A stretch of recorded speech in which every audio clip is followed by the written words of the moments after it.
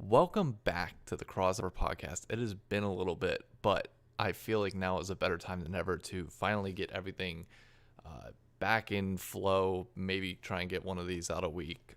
We'll see how it goes from there, but I do start month close next week. So everything will be off the table for that specific period in time. So obviously it's been a little bit. I got a webcam. Everything is more formally set up.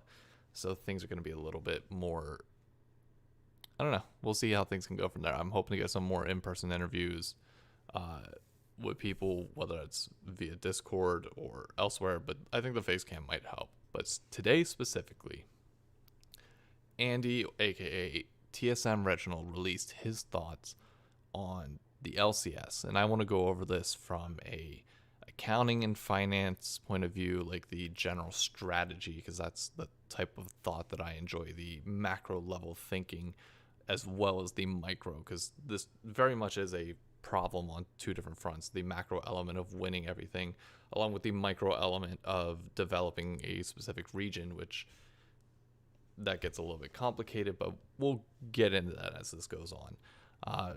This is an area that I really like. Parts of this I think I might clip together and throw on TikTok just to have some content there, because I'll discuss a few things throughout the course of this. But I have Andy's statement pulled up, and I want to do this Devin Nash style of taking notes simultaneously while reading through this. I have read through it once. I have not gone back through it again, so my initial thoughts are fairly raw and fairly consistent with what they were before.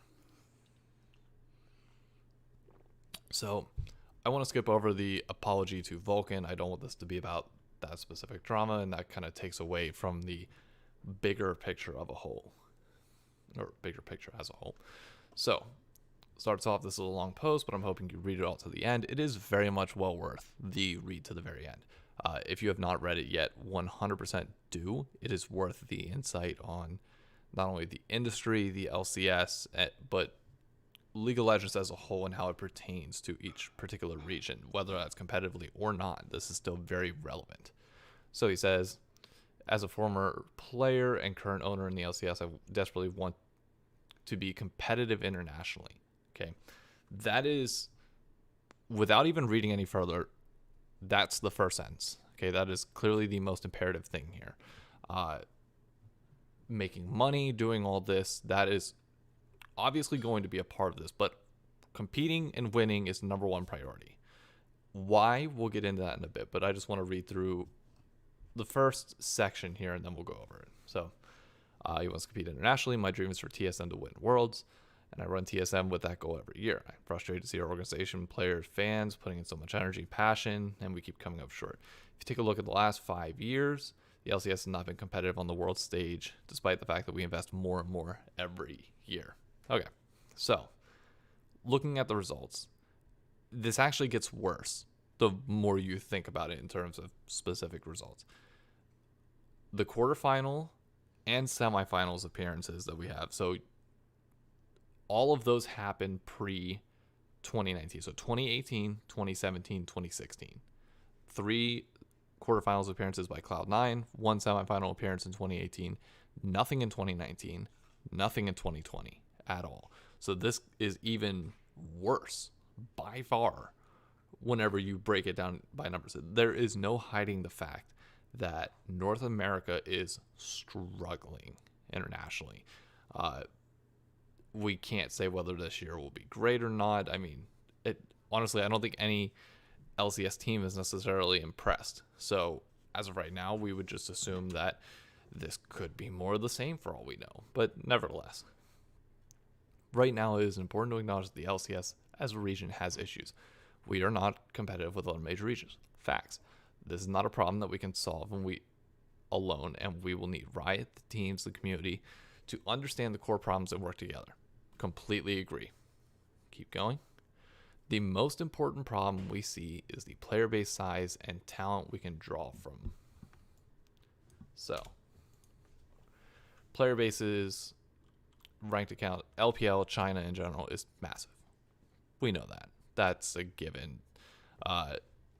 Interesting to note, LEC has a bigger player base when combining EU West and EU East than the LCK, which I think actually does add some credence to why we are seeing a heavy rise in some of the amateur leagues in Europe, as well as the general uptick in skill of the LEC. As Europe has more people playing, the skill cap will get higher, and obviously that kind of feeds through from a bottom up perspective, not necessarily a top down, because realistically from a top down, G2 has been phenomenal, but outside of that, it's not like any other team has done any. Okay, let me rephrase that.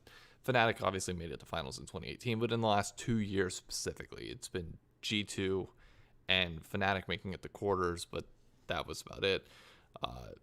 It's just G2 and Fnatic when it comes to a global scale. So it's those two teams and not anybody else. But technically, you could argue that same way with Cloud9. So kind of is what it is. The LCS, North America, has only 1 million active ranked accounts. That's not good. It's incredibly low. It's, I mean, just when you compare that to China, it's abysmal. But China's kind of a separate animal in and of itself. So when you compare that to LCK and LEC, obviously we are less than half of that. We are basically a third of each of those, which brings its problem in and of itself. The data means that other regions have significantly more players. Yes. Larger player base results in a greater number of potential professional level talent. Agreed. The effect is further compounded by the fact that the player base requires by the fact that a larger player base requires a talented player to be better than so many more people to reach Challenger. Agreed. So, let's go with the problems. Problem number 1. Lack of players in North America. Specifically, we are the 4th largest. We're 4th in size. So nothing great. Sup, bitches? Emily's in the background. So when breaking this... Who's here?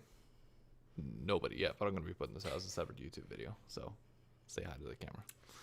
Hello, everyone. So now that we've established that obviously players are a massive issue, let's keep reading further. If you look at the top 100 players of each region, the average level of the top players in North America is lower. Yes. Okay. With regards to the point that NA hasn't invested in talent, the notion is false. LCS teams have invested just as much in talent as the teams from other major regions. Let me read all this and then I'll cut back to it. After an embarrassing performance at Worlds last year, TSM decided to double our investment. Other teams in the LCS have done similar. TSM will be investing $8 million this year, $1 million of which is solely dedicated to academy, amateur, and other developmental efforts. So 1/8 of their entire LCS budget. Let me type in solutions, other facts. So other facts. 1/8 of TSM budget going to development.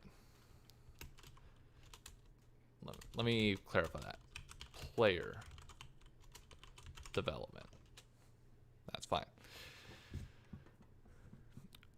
Other regions have a notion of talent and natural local interest where the business beneath pro teams are built as training grounds to develop players with solid viewership, including the LFL is a good example of the French Regional League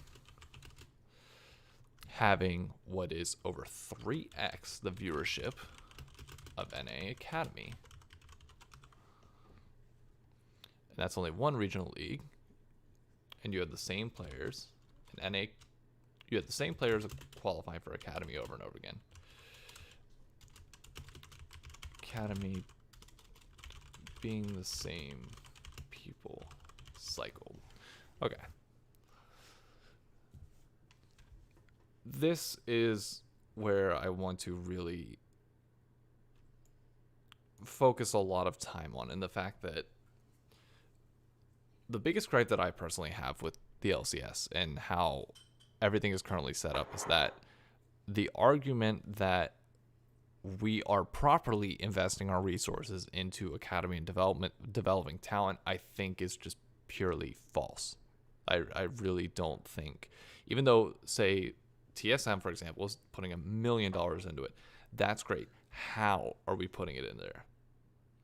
So are we investing in the systems that not only train these people coming up, but are we trying to get more people into these programs? Are we trying to elevate that competitive threshold that exists there? I wouldn't say that we necessarily are. We're investing more into academy. So TSM, 100 Thieves, and Cloud9 being good examples of having LCS teams, academy teams, amateur teams. Okay, great. That's exactly how Korea's done it.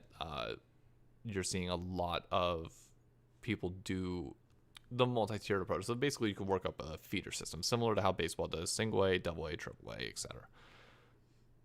The issue with that for North America is that we don't have the people to be pulling in. Those people in the bottom tier of amateur are nowhere close to the level of amateur in, say, the LPL or LCK. So it's taking more time, more money, and more resources to get those people up to the same level as just your basic amateur player is in China and Korea and other countries.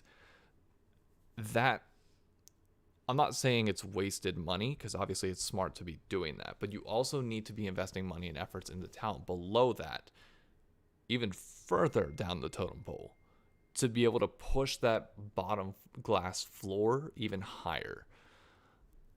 That's just my thoughts. A lot of this is obviously going to be my thoughts, but that's just me. Let's keep going, because I want to get through the problems that we generally agree on until we get to Reggie's solution.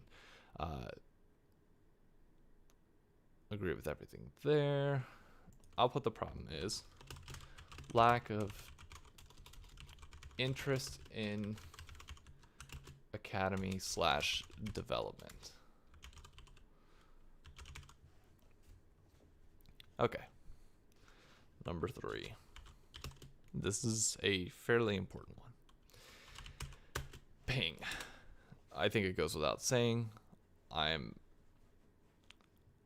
not really going to spend too much time on this. It's pretty obvious by the numbers here. North American average ping is 60 because of the server being located in Chicago versus China average ping being 10 to 20, Europe being 25 or 20 to 25, and Korea being 5 to 15.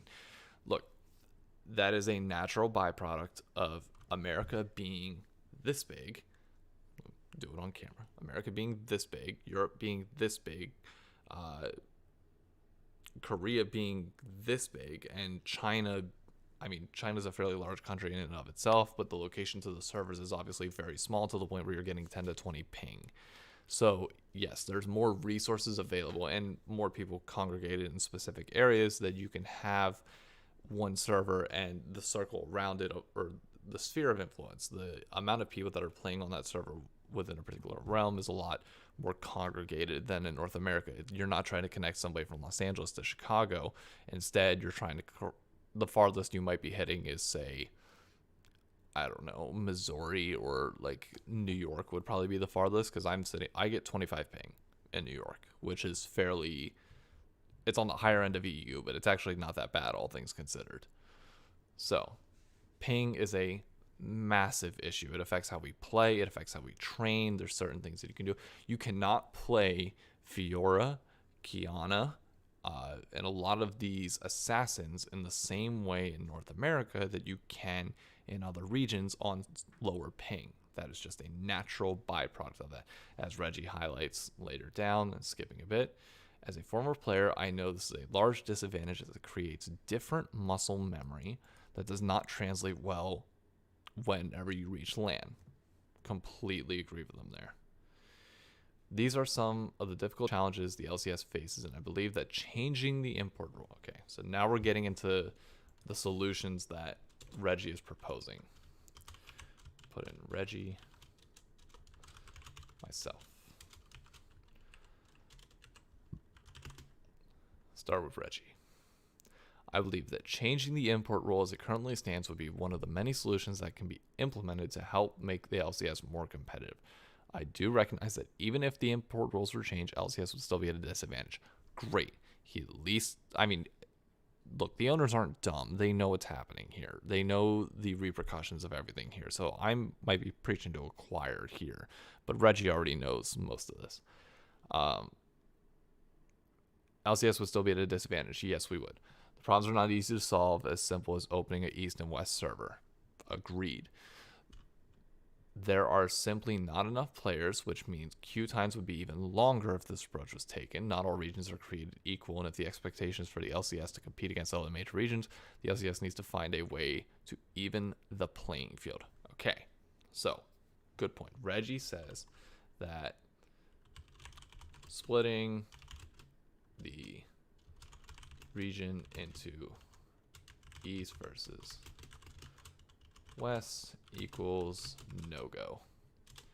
Completely understandable in my opinion. Not enough people to split it. That's a fairly, I think that's fairly agreed upon by most people. Like the byproducts of that decision would be absolutely horrendous.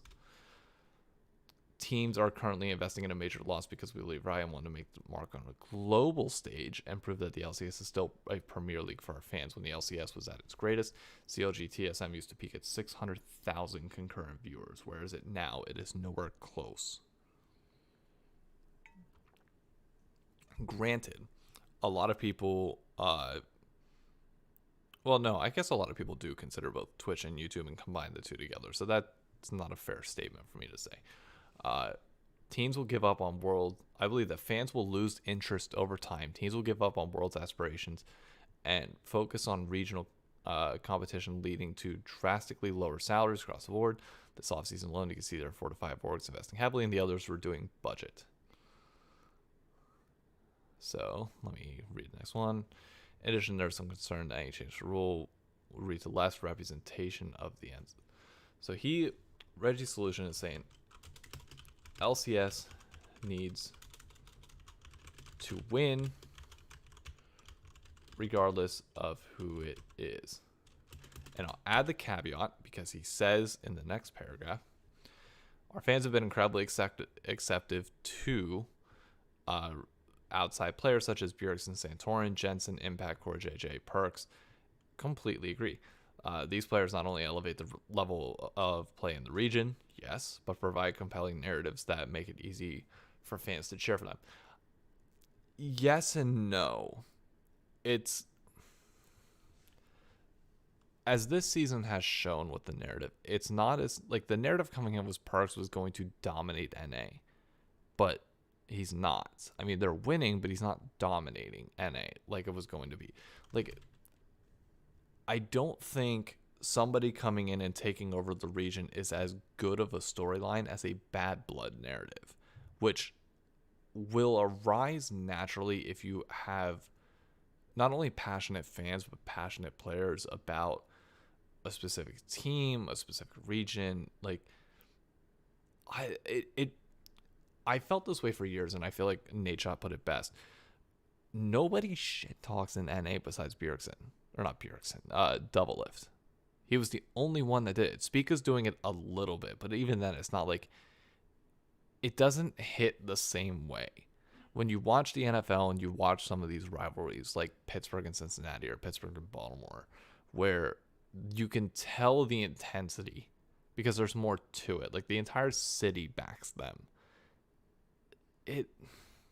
You don't have anything like that in the LCS. And I don't know if that's a byproduct of the players, if that's just interesting marketing choices. It just feels like the narratives are not there at all. It's not. Like, in a region where the competitiveness, as Reggie said previously, is not the number one focus it's not the number one. It is not the number one point at the top of everybody's mind. You're not watching the LCS to watch top tier gameplay. You're tuning in to watch the storylines and some of the memes, quite frankly. So where is this storyline, quote unquote, of fans believing in them? It's not that. It's just fans cheering for their organization, which they were going to do regardless. That doesn't grow your fan bases. That maintains the same people that you have, but an interesting point to note is TSM social media has been growing substantially over the last 2 years. From 2018 to 2020, they've grown more than any other organization in the LCS. Why? It was not because of League of Legends. It's Fortnite. Fortnite brought in new fans that so far, clearly, they've not been able to convert all the way. That's not saying that they won't necessarily be profitable, but their social media following and all of these new people that they have is not indicative of them growing their League of Legends presence at all. I'd arguably say their League of Legends presence has shrunk prior to summer split of this last year when they brought back Doublelift. It shrunk since 2018. It just has. Like, the storylines for them have not been there. They have not been winning on a consistent basis. They nearly won in 2019 spring. Great. Then they fumbled in the end. But it just didn't work out. 1 second. So, anyways, so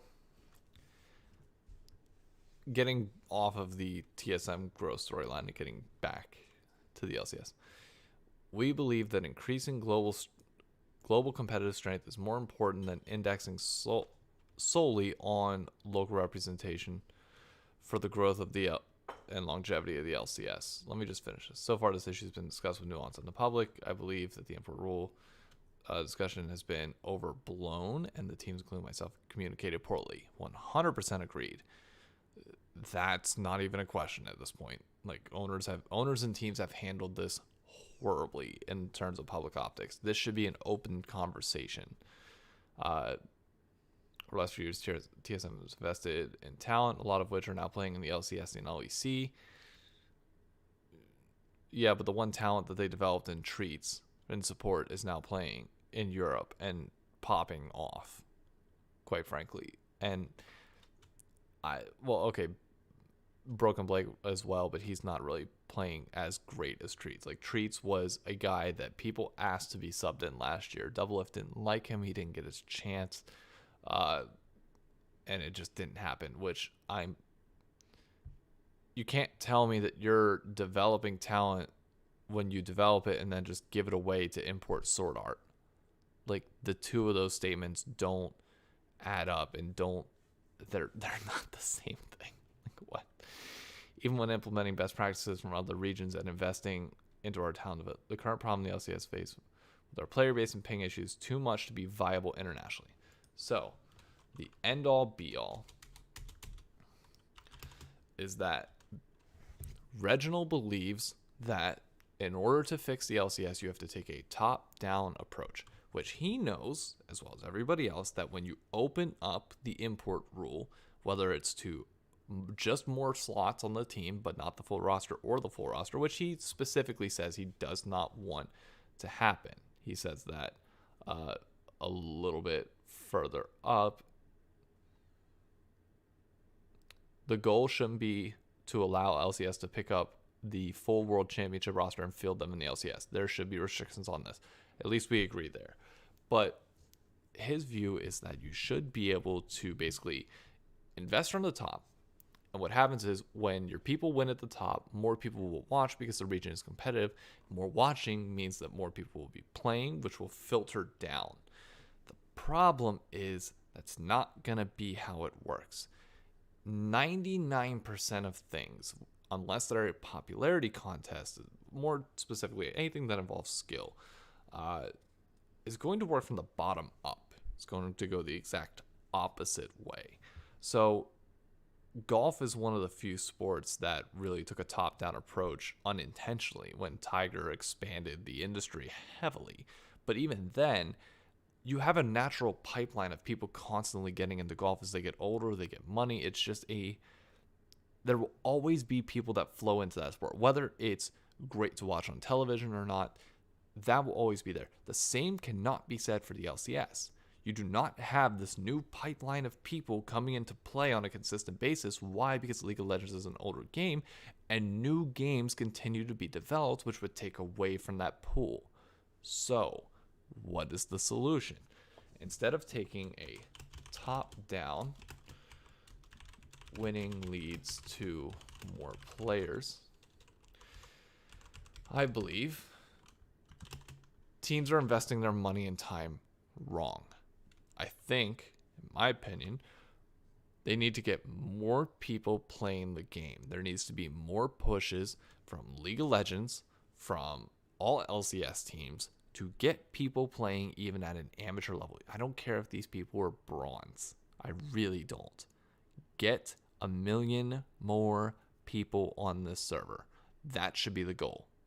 The goal for the LCS, in terms of branding, in terms of everything else, if you truly want to develop talent and you want to show that you are caring about this long term, I want to see you invest a ton of resources to get the player base up to EU levels, to the point where you can then split it between East and West and do the one thing that you're saying is which we all agree is an issue that we can't necessarily get rid of at the moment.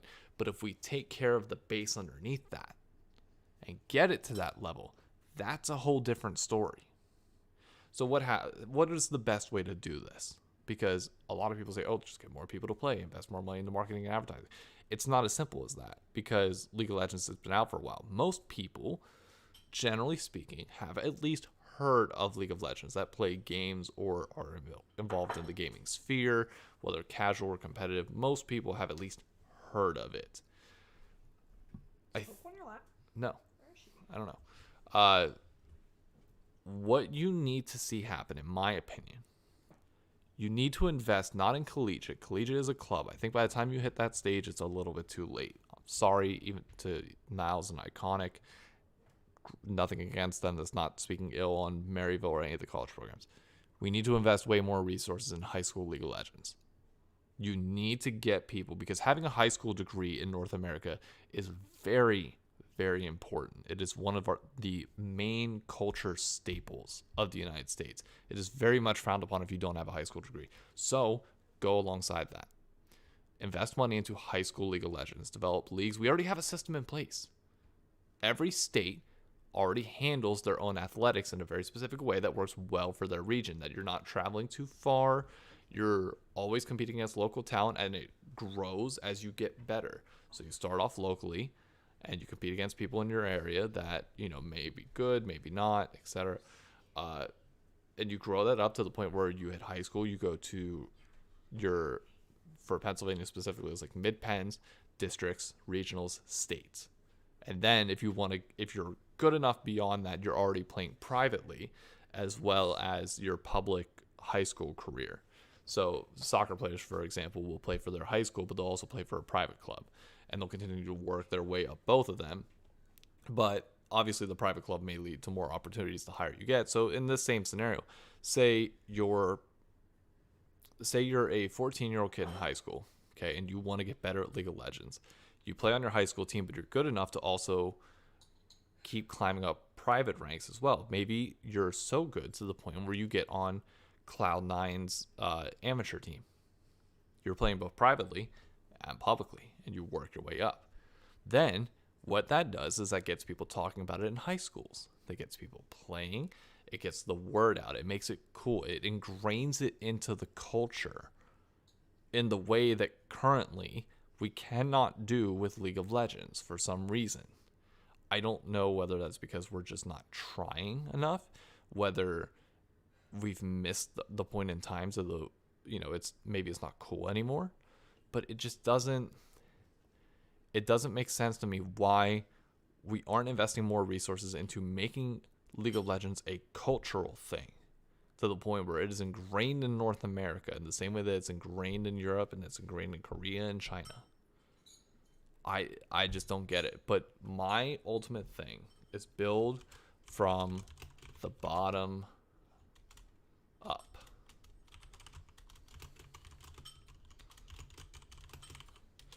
If you want to see this region improve, the best mark that I have is simply this. Get North America from 1 million to 3 million. Every single LCS team should be invested in that. If we can make that happen, we can slowly change the region over time. If not, then I hate to say it, but we are more or less stuck in the fact that we have to import more if we want to be competitive, if that's the goal. My goal is to make League of Legends a staple in North America. I will do whatever I can to help that. I'm doing a League 101 series on TikTok, so you can't say that I'm not busting my ass trying to teach people how to play this game. And I'm hosting events in New York City, so I'm trying to do my part as a no-name in this scene. People much higher than me have a lot more resources.